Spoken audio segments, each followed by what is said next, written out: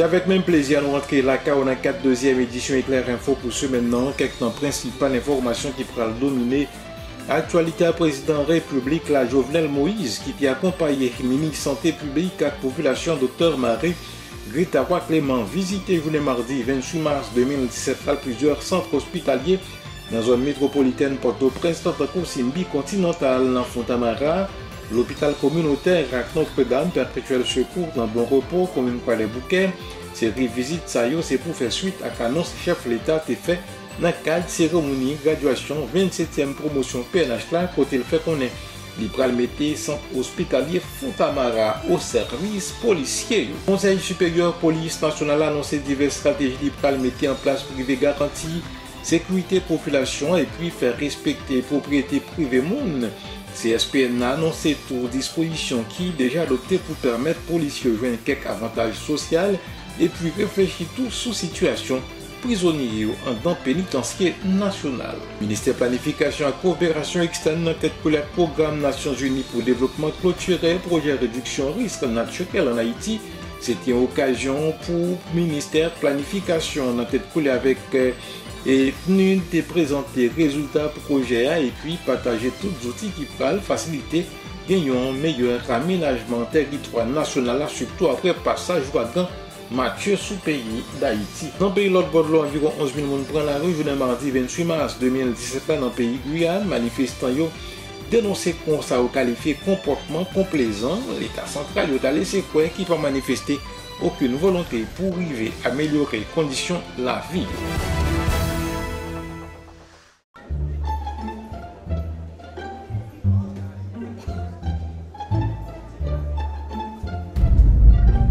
Allô, test. Pour fête de mes années ça, une transfert à Bayan, pile cadeau. Mes amis, nous tendez oui? Pour fête de mes années ça, une transfert pour le bail en pile cadeau. En tout cas, bien qu'on prend devant.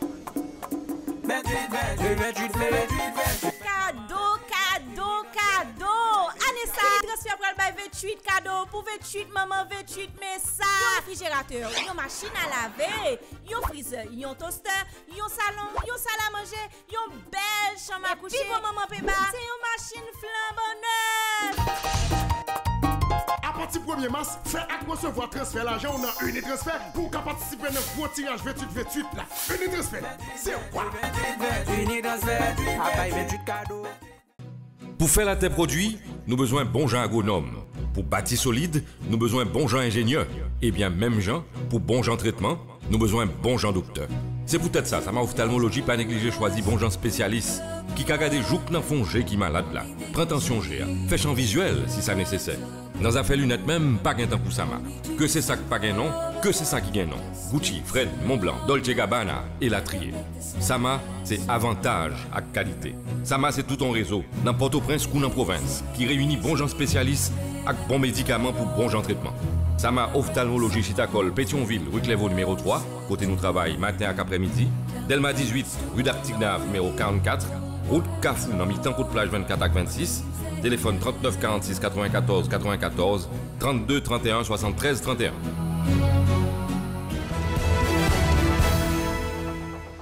Président République la Jovenel Moïse qui était accompagné avec le ministre Santé publique à la population Dr Marie Greta Clément visité journée mardi 28 mars 2017 à plusieurs centres hospitaliers dans la zone métropolitaine Nantakou, Simbi, continentale dans Fontamara. L'hôpital communautaire avec Notre-Dame Perpétuel Secours dans Bon Repos, commune Croix-les-Bouquets. Cette visite, ça a fait suite à l'annonce chef l'État a été fait dans le cadre de cérémonie graduation 27e promotion PNH à côté. Le fait qu'on ait mettre centre hospitalier Fontamara au service policier. Chef l'État qui souligne l'importance du travail force Claudio a fait dans le pays a dit nécessaire pour doter l'hôpital qui est capable de répondre aux besoins urgents policiers. Chef l'État PIA, Jovenel Moïse, a porté plus de détails dans le micro d'Arline François avec Watson Fouquet. Maintenant, dans l'hôpital Fontamara, nous avons regardé, on est dans l'hôpital de Bon Repos, plus précisément l'hôpital du Perpétuel Secours. Moi, je fais presque le même constat. L'hôpital Fontamara local là pour comparer, mais là, nous local là pour net. Hier, on a fait une annonce dans radiation 27e promotion police là, moi viens regarder à Zoom pour moi rapidement qui ça nous a fait pour nous mettre à la disposition de forces publiques en l'hôpital qui a servi. Moi édifié ministre santé ensemble avec moi là et nous sommes gardés ensemble. Nous allons chiter rapidement dans les 48 heures qui viennent pour nous qui décision que nous allons prendre qui va permettre nous mettre dans l'hôpital ça pour que rapidement mettre au travail pour nous mettre l'hôpital à disposition police. Moi regardez, moi vois que l'État l'argent peuple là moi ouais depuis 1 an et demi l'hôpital ça a fini mais il va pas déraper. Ça veut dire nous stabilité politique là commence à être nécessaire qui est important pour le pays.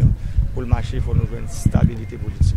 L'hôpital là fini 1 an et demi, il y a tout équipement, il y a tout barré, mais il va pas déraper. Et nous parlons de travail pour que dans le domaine de santé surtout, il y ait des bagages rapidement cap fait. Nous soutenons dans l'hôpital, dans l'autre hôpital Bon Repos, dans le centre de réhabilitation. Le plus gros problème que nous avons, c'est le problème de ressources humaines. Tout équipement est là, pas un technicien pour ni faire au marché, ni pour réparer. Et nous avons des jeunes qui ont parti quitter le pays. Je pense qu'avec le ministre de la Santé, nous allons faire un programme rapidement pour qu'il y ait des groupes que nous avons en formation qui sont capables de travailler sur l'équipement pour l'utilisation et pour réparer. L'autre information, installation journée mardi 28 mars 2017, là, Charles-Ernest Chatelier, comme nouveau directeur général Fonds Assistance économique et sociale. Cérémonie a été déroulée en présence ministre économie et finance Jude Alix Patrick Salomon, directeur sortant Faesla Lucien Franqueur et divers autres cadres dans l'institution. Dans le discours circonstance des ministres économie et finance Jude Alix Patrick Salomon saluer le travail, il fait qu'on est ancien directeur arrivé réalisé dans tête Faes pendant le promettre pour accompagner nouveau directeur général là pour le permettre d'arriver à tel objectif li. Ministre économie et finance Jude Alix Patrick Salomon t'a apporté plus de détails dans micro Garlens lui avec Mark Henson registre. Aujourd'hui, on accueille M. Chatelier. M. Chatelier, c'est un cadre du ministère de l'économie et des finances qui a fait ses preuves dans de nombreux défis qui ne sont pas souvent publicisés, mais qui ne sont pas, qui sont non moins importants, parce qu'il s'agit de dossiers qui concernent le renforcement de la gouvernance publique. Il a su les mener à bien, ce qui lui a permis de bénéficier de la confiance de nos supérieurs hiérarchiques, en particulier le président de la République et le Premier ministre, et qui ont estimé qu'ils pouvaient redire et supporter le bon fonctionnement de l'État en lui donnant d'autres responsabilités. Le directeur général sortant a énuméré les nombreux défis qu'il a eu à surmonter et il a aussi posé les chantiers sur lesquels il faudra rapidement travailler. La seule chose que je peux quand même vous assurer que le ministère de l'économie et des finances sera toujours à vos côtés pour vous appuyer et vous permettre d'être efficace dans ce nouveau mandat qui vous est confié aujourd'hui. Nouveau directeur général Faesla, Charles-Ernest Chatelier, beaucoup de pas le promettre pour le travail, pour faciliter l'institution remplie mission, l'arrivée et améliorer les conditions de la vie de la population. Charles-Ernest Chatelier, c'est directeur général Faes qui t'a apporté plus de précision dans le micro radio, télé éclair. Travaille avec toute l'équipe du Fonds d'assistance sociale, économique et sociale, tant au niveau des structures centrales que périphériques, en vue de redynamiser le potentiel de cette institution à travers une gestion efficace des ressources mises à notre disposition. Les projets inachevés seront diagnostiqués dans le but de permettre leur poursuite à travers un échéancier bien établi. Et je dois vous assurer que des rapports d'étape seront soumis périodiquement. Mesdames, Messieurs, nous sommes face à une situation, et le DG sortant l'a décrit, une situation où la conjoncture socio-économique du pays nous interpelle, nous ne pouvons pas rester les bras croisés. Nous devons agir vite. La situation macroéconomique du pays est morose. La misère est atroce. Toutefois, loin de nous alarmer, nous devons redoubler nos efforts, combiner nos forces pour remédier à cette situation. Les défis sont multiples et complexes, mais non insurmontables. En ce moment, j'invite nos partenaires internationaux, comme ça a été le cas dans le passé, à nous apporter leur inestimable soutien afin de nous permettre de réaliser nos programmes de manière efficace et efficiente. D'ores et déjà, nous vous donnons l'assurance du respect des normes comptables et financières telles qu'établies par la loi. Conseil supérieur police nationale a annoncé diverses stratégies libérales utilisées pour garantir sécurité population et puis faire respecter propriété moun. CSPN a annoncé toute disposition qui est déjà adoptée pour permettre aux policiers de joindre quelques avantages sociaux et puis réfléchir tout sous situation prisonniers dans le pénitencier national. Dr Jacques Guy Lafontaine, c'est président Conseil supérieur police nationale là, qui t'a apporté plus de détails dans le micro radio télé éclair. Point que nous développons au cours de rapport aujourd'hui, comme nous connaissons un gros point qui est important pour le gouvernement, et c'est une promesse de campagne pour le président Jovenel Moïse, c'est la sécurité. Donc, nous penchons sur sécurité. Comme nous connaissons, sécurité pas qu'à faire objet de publicité, donc nous ne pouvons pas dévoiler les plans de sécurité, mais nous penchons sur ça, et très prochainement, nous avons senti réponse de la police nationale en ce qui concerne la sécurité. Et nous connaissons que la sécurité est un bail qui est très important si nous voulons attirer investissement dans le pays. Et un autre point encore important que nous discutons, et qu'il y a tout un train de mesures qui va le mettre en route, c'est le respect de la propriété privée. Il y a pile de monde qui peuvent venir investir dans le pays parce qu'ils n'ont pas respecté la propriété privée. Donc, au niveau de CSPN, nous connaissons le ministre de la Justice qui est là. Le ministre de la Justice qui a suivi que le bras le fait, mais au niveau de l'inspection générale de la police nationale, il y a un train de mesures pour que, ainsi que la direction générale surtout, il y a des trains de mesures qui vont le prendre pour que il y ait un respect de la propriété privée. Nous connaissons que les policiers, ce sont des gens qui travaillent dur, et ce sont des gens, ce sont des travailleurs de la patrie, ce sont des sacrifiés parfois, et nous penchons tous sur question de avantages sociaux pour les policiers.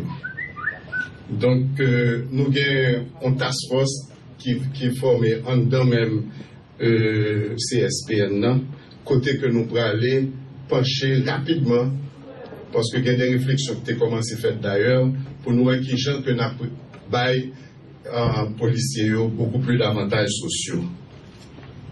L'autre problème qui est très important que nous penchons sur les aujourd'hui, c'est la question de APENA. Nous connaissons que dans pile prisonniers qui a mouru, bien sûr, une commission présidentielle qui te mettait sous pied, nous allons avoir un résultat très prochainement. Et au niveau tout de CSPN, nous allons pencher sur le problème ça tout. Et avec le rapport commission présidentielle là, et éléments que nous gagnons tout, et au niveau de CSPN, nous allons apporter une réponse rapide à un phénomène ça que nous allons développer au niveau de nos prisons. L'autre information, ministère planification et coopération externe en tête que le programme Nations Unies pour développement clôturé, projet réduction risque naturel en Haïti, journée mardi 28 mars 2017 là, c'était une occasion pour le ministère planification et coopération externe en tête que été présenté résultat projet et puis partager tous les outils qui pourraient faciliter gagnant meilleur aménagement territoire national là, après passage ouragan Mathieu, sous grandance paysanne, a invité autant de gens après l'autre ambassadeur de l'Union européenne en Haïti, Vincent Dégère, avec un ministre planification et coopération et que c'est un maître à viol fleurant qui t'a porté plus de détails dans le micro Gerlins lui avec Watson Fouquet. C'est pour toutes ces raisons que l'Union européenne, à travers l'ECO et avec l'ensemble de nos partenaires, a appuyé aujourd'hui le projet qui nous réunit. Cette action, réalisée en partenariat avec le PNUD, a permis de développer une méthodologie nationale pour la planification des interventions visant la réduction des risques dans les zones urbaines et de sensibiliser et renforcer les acteurs locaux pour son application systématique sur tous les projets d'aménagement urbain. Pour y parvenir, plusieurs actions intégrées ont été menées depuis 2014 en vue d'assurer la durabilité des résultats. Toutes ces activités ont contribué à atteindre les résultats essentiels pour l'avenir de la Haïti et de sa population. C'est pour ça que je vais me permettre de les citer. Il y en a 4. Le premier, c'est le guide méthodologique sur la réduction des risques urbains en Haïti, sur la manière de prévoir et de gérer les risques. Le second, c'est la cartographie précise multirisque pour tout le département de la Grand'Anse. Le troisième, c'est les plans de réduction des risques pour les 6 communes de la Grand'Anse qui sont aujourd'hui une réalité. J'étais moi-même à Moron, là, il y a quelques jours, à l'invitation du PNUD, pour voir sur le terrain comment les choses se préparent. Et j'ai pu constater effectivement que ces plans sont une réalité et qui mettent en fait les maires en capacité et en responsabilité de décider de l'aménagement urbain. Désastres naturels à venir. Il faut aussi que ces mesures soient bien comprises et bien appropriées par l'ensemble des acteurs, y compris la population, afin que la résilience se traduise non pas par un terme abscon, mais par une réalité tangible pour chacun. La bonne nouvelle, et je terminerai sur ce point, c'est que la pérennité de ces travaux est en partie d'ores et déjà assurée pour certains territoires. Le guide méthodologique pour la réduction des risques urbains sera pris en compte dans la planification et la mise en œuvre du programme Urbain Haïti, qui sera financé par l'Union européenne pour la zone métropolitaine de Port-au-Prince. Mais aussi, et je le souligne, dans les zones du Grand Sud, affectées par l'ouragan, notamment à Jérémy et au Caraïbes. Et enfin aussi, dans le département du Nord-Ouest, où nous concentrons nos actions structurelles en matière de sécurité alimentaire et nutritionnelle. Soyez donc assurés, mesdames et messieurs, que l'Union européenne, ainsi que tous ses partenaires, je tiens à les saluer ici encore une fois, le PNUD et nos collègues de DFID, on parle tous du Brexit, mais vous voyez que l'Union européenne travaille main dans la main, et encore pour 2 années au moins, avec nos amis britanniques. Nous serons donc à vos côtés pour mener collectivement cet exercice, qui est un exercice d'introspection, un exercice de prospection et un exercice d'action au service de la population. Situation qui nous impose à réinventer notre manière de penser ainsi que notre philosophie d'action et à infléchir nos comportements comme agents économiques, sociaux et politiques. Nous ne sommes pas encore là. En ce sens, il reste encore beaucoup d'ouvrages à construire et du chemin à parcourir. À titre d'exemple, il y va de notre devoir, en tant que planificateur de développement, d'engager ce grand chantier du plan stratégique de développement d'Haïti, qu'est la refondation institutionnelle, pour pouvoir faire articuler la politique de l'administration centrale avec la politique locale. En ce sens, cela va sans dire qu'avec une coopération internationale dynamique, on va devoir doter chaque commune de PCD, plan communal de développement, de PU, plan d'urbanisme, et de PPR, plan de prévention des risques, s'agissant des villes à haut risque. Autant dire, Madame, Monsieur, que ce moment de clôture marque la fin d'une étape et annonce le prélude de la suivante. Ce projet pilote de cadrage de la planification de la prévention des risques naturels en milieu urbain pour assurer que le ministère de la Planification et de la Coopération externe va continuer à accompagner les collectivités territoriales dans la mobilisation des ressources pour la poursuite du processus de planification territoriale décentralisée, maillon indispensable au développement harmonieux et équilibré du pays. Je ne peux aussi terminer sans signaler à l'attention de nos partenaires techniques et financiers la volonté de son Excellence, le président Jovenel Moïse, de son Excellence Jacques Guy Lafontaine, Premier ministre, de doter le pays entier de matériaux cartographiques nécessaires pour la conduite de processus de planification spatiale, économique et sociale. Le pays vous remercie par avance pour votre support. Enfin, le ministère de la Planification et de la Coopération externe s'attelle à la mise en place d'un comité interinstitutionnel pour assurer le suivi des résultats du projet et la poursuite du processus avec une forte implication des acteurs, chacun en ce qui le concerne. L'autre information, Fondation Ancien Élève Collège Saint-Louis de Gonzague lancé, journée mardi 28 mars 2017, là, projet bourse universitaire dans l'intention élèves finissants et institutions, projet ça qui est baptisé bourse Stéphane Michel Bruno, pour faciliter les finissants Collège Saint-Louis de Gonzague, fait études universitaires pendant une période qui va dépasser 4 l'année. N'a pas invité à suivre déclaration conseiller Fondation Ancien Élève Saint-Louis de Gonzague qui s'est Didier Hérold Louis qui t'a apporté plus de détails sur le projet ça dans micro Garlin Sui avec Markinson Registre. C'est d'offrir à un élève de Saint-Louis-Gonzague en fin d'études secondaires la possibilité de poursuivre les études universitaires ici même en Haïti en prenant la responsabilité de payer les frais scolaires pour ce boursier pendant les 4 années d'études. Les 4 années du cursus universitaire. Donc, la bourse en elle-même dure normalement 4 ans. Cependant, vous savez que dans les centres universitaires ici en Haïti, cela peut aller au-delà de 4 ans. Nous sommes disposés à accompagner ce boursier pendant toute cette période. Quelles sont les conditions? La première condition, la bourse est octroyée à un ancien de Gonzague. L'élève ayant achevé la philo, la même année de demande.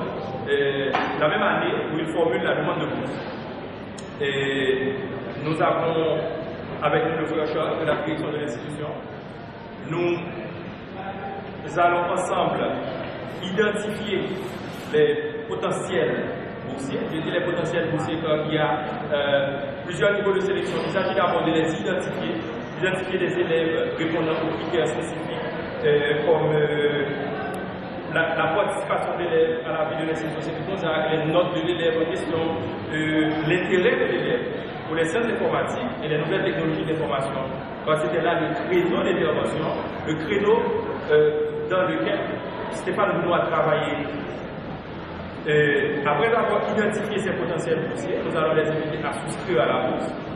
Et nous allons mettre en place également un comité de sélection. Un comité de sélection qui sera composé des représentants de la promotion 93, des représentants de la direction de l'institution Saint-Louis de Gonzague, du président de la fondation des anciens Saint-Louis de Gonzague et du secrétaire général de la fondation des anciens Saint-Louis de Gonzague.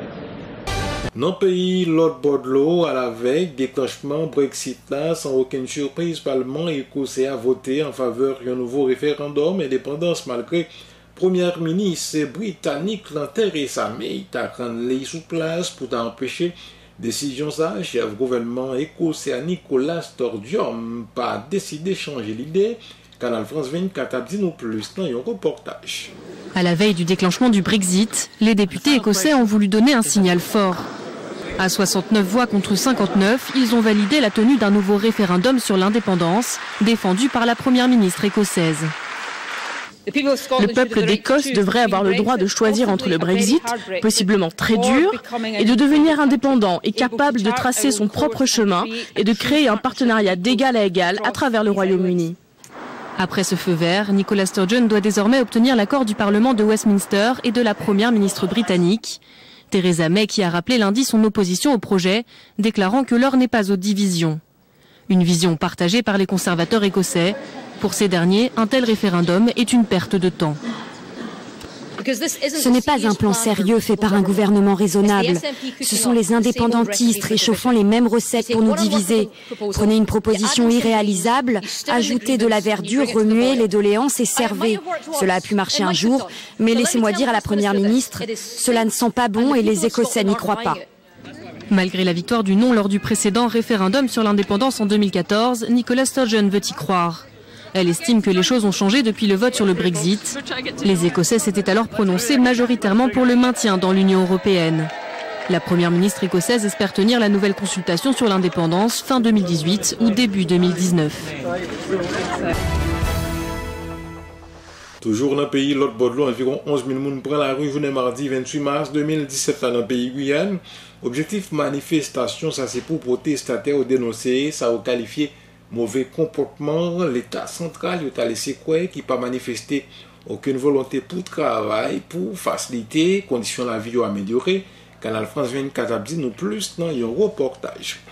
La Guyane nous bonquait ça. La Guyane, ça suffit. Dans les rues de Cayenne, la mobilisation est sans précédent. Les Guyanais ont répondu présent à l'appel des organisateurs de la journée morte.